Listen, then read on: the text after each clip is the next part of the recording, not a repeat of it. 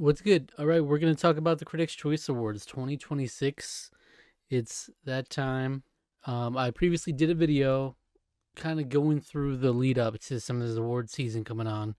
And the Critics' Choice Awards are the first major televised award show for the film and television award season. And for me, I know like nothing about the modern television landscape. It's like I know the names of some of these shows, but that's about it. Um, Even Stranger Things, I've seen up to like the first episode of season 4. I just watched a few weeks ago, and I'm not even up to date on that. So the television was irrelevant for me. That's the most annoying part about the watching experience because I did watch this live, and it's just like television award, film award. It's just like you have to sit through so many, and some of the bigger film awards were sidelined to like just a little quick title card with the winner, or even what they did with the foreign language film with The Secret Agent, where they just sprung it on him on the red carpet beforehand. I kind of agree with everybody. It's been very poor taste to, not only are some awards already sidelined, but to sideline the international award even more so is just so weird. Like, they didn't even know what to do with that. Like, they didn't know if it was serious or not. The fact that they just sprung it on them like that. But anyway, yeah, I watched it live and was lucky for me because I actually don't have cable TV right now, or haven't had it for a few years now. And so the only way to watch it legitimately is through like E and USA Network, um, which you need a TV provider to sign into. But I was able to find this random site that luckily was not um, a virus rampant site. I guess it's intended for international audiences to be able to watch it. It's just streaming the episode, very high quality, but it worked for me luckily because I was scrambling trying to find anything to use, and yeah, so that was very good for me. And yeah, I'm not gonna spend too much time on this. Honestly, I'll do my more deep dive coverage when it comes to the Oscars. But I do want to say that since my award season is upon us video, I did watch a couple of the big heavy hitters. I watched Hamnet and I watched Marty Supreme. So those are big ones. And just briefly, I'll be talking about that more at some point in my ranking videos. But Marty Supreme for me is like up there with the big three. I think there's a clear big three this season. One Battle After Another, Sinners, and Marty Supreme as like the top tier of the films for the most part. I think Hamnet is a close, like right there, fourth place, but just not quite on that tier for me yet. But with all these, it could move up or down on a rewatch. I have rewatched One Battle After Another, and I'm gonna be rewatching Marty Supreme with my girlfriend in a couple days, and then I just need to rewatch some of these other big ones just to really reaffirm my standings, because I do want to do an official top 10 2025 movies video at some point, but I'm probably going to take a few weeks at least to catch up on ones I still haven't seen. I've seen 77 movies from the year, and I still haven't seen some of the big ones. So it just comes down to availability for me. But yeah, I got a lot of videos in the pipeline, especially with these award seasons. But like I said, come Oscar season, that's where I'll really do my deep dive and like decide my winner of each category personally and talk about what it's looking like, stuff like that. So I'm just going to do the big headline stuff here. The biggest shock, let's start there, of the night for a lot of people was Jacob Elordi winning supporting actor for Frankenstein. And from all that I've seen, it's not, people aren't admonishing his talent in any way. It's just that for so long the narrative has been, is it going to be Sean Penn or Benicio del Toro? Pretty much is like the ongoing discourse for that race, and it still might be for the Oscars. We don't know. But the fact that Jacob Elordi came as one of the, if you look at the total wins they've had across all the different awards thus far, Jacob Elordi was on the lower end. So that was a big shock. And So there's some credence to the idea that maybe they split the vote for the One Battle After Another people, which allowed Jacob Elordi to rise to the top. But it's interesting. At least it keeps it a little interesting because some of the other ones seem more straightforward. We'll see. But I don't mind that win. There's some interesting wins here that are like not your typical Oscar award-winning performances. So I'm not mad at it. So Critics' Choice, some of these precursors, you do get some weird ones here or there, but who knows? It could be the new norm. So that was cool to see. Honestly, in supporting actor, there's some good performances in there, but I don't have like one I'm really pulling for, so I'm not like super pressed whatever way that goes. For best actress, this is the one that seems like it's going to be a same role, and it's Jessie Buckley for Hamnet. I'm so glad I got to watch Hamnet before the awards and everything, because now I can totally understand why she won, and I completely get it. There's some great performances in here, and there's still plenty that I need to see from the contenders for actress. Plenty of them I need to see. Particularly If I Legs I Kick You, and The Testament of Anna Lee, movies like that. Sentimental Value, some of the bigger ones for the actresses. But Jessie Buckley is so deserving, actually incredibly charming to her speech and everything. And I never knew much about her until this season with this performance. But I watched, obviously, her acceptance speech was very charming. And then I went back and watched some of her actors on actors interview with Colin Farrell. And that's very charming as well. I mean, so I'm kind of a Jessie Buckley fan now, just from that. Just an incredible performance. So I think it's deserved. If anyone's going to steamroll, I'd totally get that. Supporting actress, this is an interesting one. Amy Madigan. You know, I didn't, as much as I'm trying to keep up with awards season more than I had in the past, I really didn't know where the discourse was at or what the trajectory was looking like coming into the Critics' Choice, because I didn't know Amy Madigan was like a front runner at all. I had no idea, because I remember just hearing early on Tiana Taylor, and that's just what stuck with me. I assumed that was the front runner for a while, but Amy Madigan coming on strong, and people seem to think she'll have a good chance moving forward. Obviously, Weapons and her performance in there is an unconventional one for, especially if we get to an Oscar win. It'll be very unconventional, but I don't mind it. Again, it's tough. Like, there's some good performances in there. If it were last year, I would be definitely saying Ariana Grande. It's harder for me to say that now because she was nominated. At least she was nominated twice for essentially one performance. They filmed it all at once, so it's funny even the idea that she got nominated twice for the same performance. But was totally rooting for her. Totally believe she should have won last year. So that's why going into the season, when people were still thinking she could be a front runner, I was like, I would totally be down to see that, because I think she deserves it still from last year. And fair enough. But Amy Madigan is great in Weapons. And for the last of, well, not the last, I'll go over one more bonus category that Critics' Choice has, but last of the main acting categories, Best Actor, Timothée Chalamet. Now, this is another one. I'm glad I got to see Marty Supreme right before this. So, because again, I can totally get why he won.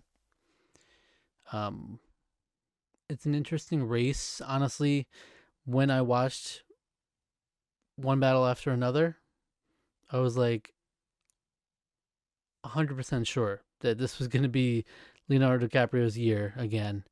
I was like, man, that is a very much feels like an award-winning performance right there.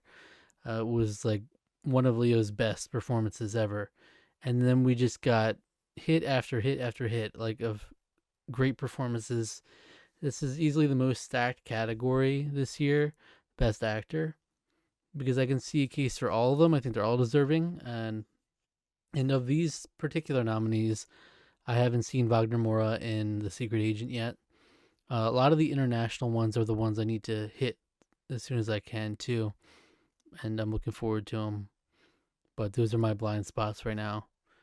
But even outside of him, Michael B. Jordan obviously puts on a great performance. I think it's more understated, like in retrospect. It doesn't like stand out as much just at first glance, but really, I haven't rewatched it yet, which I really want to. But from watching reactions and gleaning some of those scenes again, it's like, man, he has some really nice um, emotional moments in there that are very actually tender.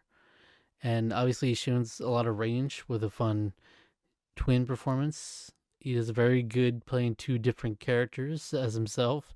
That's really cool to see. But then we have Leo, like I said, Ethan Hawke in Blue Moon. Blue Moon was not a movie I loved. I thought it was just okay. It didn't fully work for me, but 100% my big takeaway from that movie was, wow, Ethan Hawke is amazing. He completely lost himself in that character. Like he's unrecognizable, essentially. Completely different person. Unlike I think almost any of these performances. All the other ones, as good as they are, you can still see, okay, like that's Timothée Chalamet, that's Leonardo DiCaprio. Like they all have the shade of them in there very clearly. But this one, it's like, man, that's a completely different person. Like the voice, the inflection, uh, obviously just the look, the hairstyle, and everything. He just really transformed. So I wouldn't have been mad at him winning. I wouldn't have been surprised at all. Um, Joel Edgerton is the much more understated one. Think like a Ralph Fiennes in Conclave the previous year. He's kind of that in that area where I don't think there's much of fervor for him to win. I do really enjoy Train Dreams, but I don't think his performance is the biggest standout thing from that movie. Um, but then Timothée Chalamet is really incredible, and he carries that movie so much on his back. Like, no, there's a great cast. I'm not like carrying it in that way, but so much of it revolves around his character, and like you have to do some heavy lifting in that regard for the film to work. Like the film doesn't work if Timothée Chalamet's performance doesn't work, and he's just like great. He's proven that he's one of the best actors we've got. I mean, just stellar performance after stellar performance every year, and great movie too. Because like even last year, A Complete Unknown, he was nominated for that performance, and I thought it was a great performance. But I wasn't a huge fan of the movie. But I'm definitely a huge fan of Marty Supreme. I think it's got a really fun, chaotic energy to it. Shades of One Battle After Another. They share some similar shades for sure in terms of that energy of like stuff's happening nonstop. It's never a dull moment. And just dialed up the chaos. But that was really cool. The bonus award, which I really appreciate and wish they had in the Oscars, is the Young Performer Award, which is actor or actress. Really cool. Now, this one was won by Miles Caton. It was very deserved, but at the same time, I kind of wish the Young Performer Award was an earlier cutoff. I think maybe their concern then is they wouldn't always have enough performances to fill the category properly. And so it's 21 and under essentially, not like 18 under or 17 under, which is kind of what I assumed it was when I first started the category. And then I looked it up and I was like, oh, Miles Caton's 20 years old. Okay. So it's like, I kind of wish the cutoff was earlier because there's some really young performances that are probably always going to get slightly outshined by, a 20-year-old or an 18-year-old, But I still think the category is really great. Jacoby Jupe, which this whole season I thought it was Jacoby Jupe, but now I've been hearing Jacoby is the correct pronunciation. And him as Hamnet in Hamnet, he gives an amazing, genuinely amazing performance. Not just like, oh, good for a kid. Like, actually amazing, stands on its own, really stellar performance. So, would have been awesome to see him win that. Which, like, if the cutoff was earlier, might have been the case. And genuinely, like, if that were the case, I think Miles Caton would have a shot at like a supporting actor, at least nominee. So, or nomination. So just my thoughts, a little bit of my thoughts there. Everett Blunk is one I don't know from The Plague. I haven't seen that one yet. Carrie Christopher from Weapons. That's a great performance. Deserved as well. Rental Family. So Shannon Mahina Gorman from Rental Family. I don't know her. I haven't seen that movie yet. And then lastly, Nina Yi, who I think was awesome. Left-Handed Girl I just watched a couple weeks ago, or just last week even. I thought she was awesome, and I loved that movie. And I'll be talking about that movie soon as well. But really great that she got nominated. She's super young too. I don't know how old she is exactly, but you can just tell she's super young. So that's impressive. An impressive nomination there. So that's it for the acting performances. The acting awards. I think those are the biggest ones that stand out, kind of get the most reaction and the most interesting to get invested in. There's a couple other things. One Battle After Another winning Best Picture, I think, is big. Obviously, the race has kind of become clearly between it and Sinners, winning different awards, and ultimately for that Best Picture. For me personally, One Battle After Another is my favorite of the year, and it's kind of the expected winner at this point, so it's not the most exciting, but I think it's very deserving of like pretty much any awards it can get. I love a lot of its nominations, so that's cool. Paul Thomas Anderson as director is really great. There's some great directors in that list, though. I love all of them. It's like a really stacked category as well. Ryan Coogler would have been a cool win for sure, and I wouldn't be surprised if he picked up an award or two along the way. I think it probably will ultimately go to Paul Thomas Anderson for the Oscars, but it's still cool. K-Pop Demon Hunters picked up Best Song for Golden, which this is another one closer to the Oscars. I want to watch, or I want to listen to all the songs closer once we get their official nominations. But obviously, I really like Golden and the whole soundtrack for K-Pop Demon Hunters, but I Lied to You from Sinners is a really strong one. So, yeah. It also won Animated Feature, which I don't think there is a real question for that. I feel like it's probably going to sweep the awards from here on out. There are a couple I have to see still. Little Amelie and Arco are namely the ones that are in contention to be nominees at least. But yeah, I don't think there's much competition there. Best Comedy went to The Naked Gun. This was the fun little category that had a few random ones like The Phoenician Scheme, Friendship, Eternity, and I haven't seen. I've seen probably half of those nominees, and Naked Gun is. It's funny. I got Naked Gun right here. I didn't even love this movie. I just love the original Naked Gun movies, and then I liked this movie, which was more than I expected. I expected it to really drop the ball, and I don't think it did.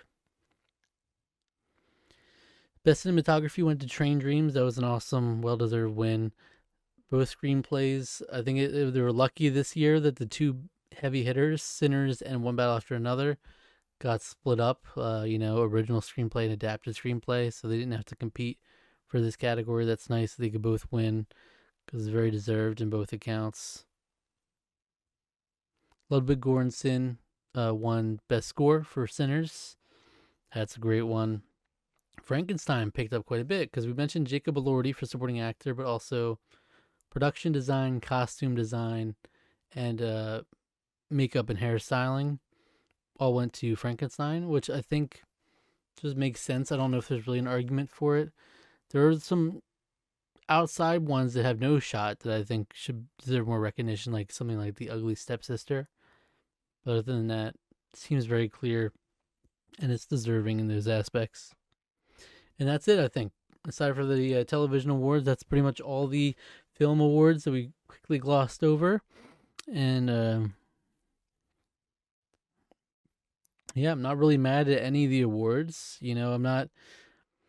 I don't know, because there's some great movies this year.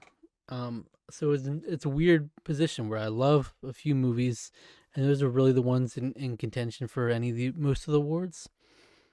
And so I'm not really mad at anything winning. If Sinners were to win Best Picture, or One Battle After Another, I would be happy with either of those. I love both of those movies.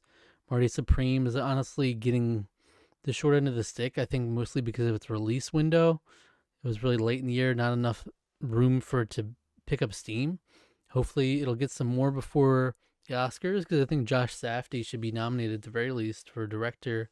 And Zion really was great as a supporting actress pick. That would have been really inspired, I think, too. So yeah, it's just I'm in a position where I'm not going to be too mad at any of these winners. And even when I look at the front runners on the categories, acting and everything, it's like, yeah, I'm not. I wouldn't be mad at any of them winning.